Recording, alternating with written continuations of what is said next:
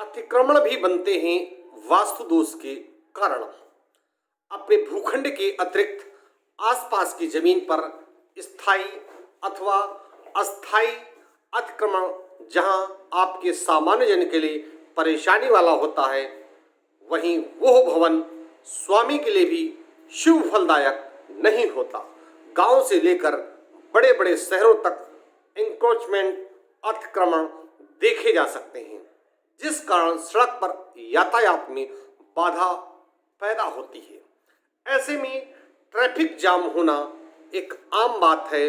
लोग अपने मकान अथवा दुकान को सड़क पर अन्य मकानों अथवा दूसरे मकानों की तुलना में आगे बढ़ा करके निर्माण कार्य कर लेते हैं, जिसके आसपास के बाकी के मकानों की पंक्ति पीछे ही रह जाती है। इस प्रकार किए गए अतिक्रमण से भवन का कुछ भाग सड़क पर आ जाता है और अतिक्रमण किए हुए भाग पर सड़क की दोनों दिशाओं से मार्ग प्रहर दोष बन जाता है। विभिन्न दिशाओं में इन होने वाले मार्ग प्रहर का शुभ अशुभ प्रभाव उस भवन अथवा दुकान पर पूर्ण रूप से पड़ता है।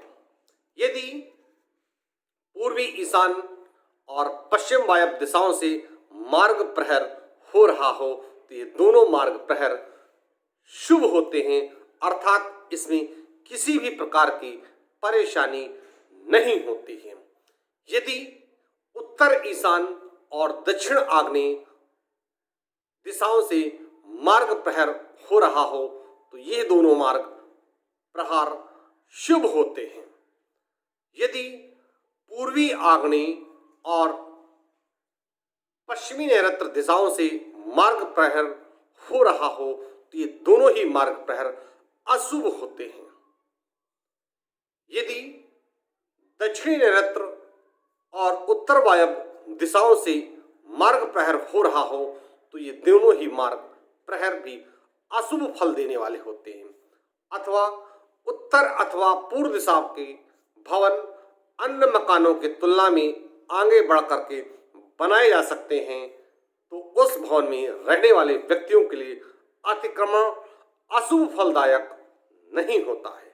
इसके विपरीत यदि आपने दक्षिण और पश्चिम दिशा में किसी भी स्थिति में अन्य भवनों की तुलना में बढ़ा हुआ निर्माण कार्य आपको नहीं करना चाहिए, क्योंकि इससे अंततः गृह स्वामी को काफी दुखद और गंभीर परिणाम भुगतने पड़ते हैं।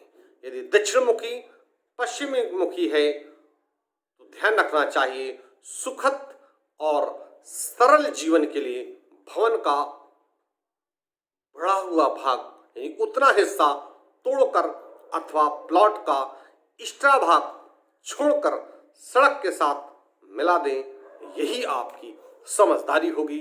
भारत सरकार को भी असुविधा नहीं होगी, आपके वास्तुशास्त्र में भी कोई असुविधा नहीं होगी।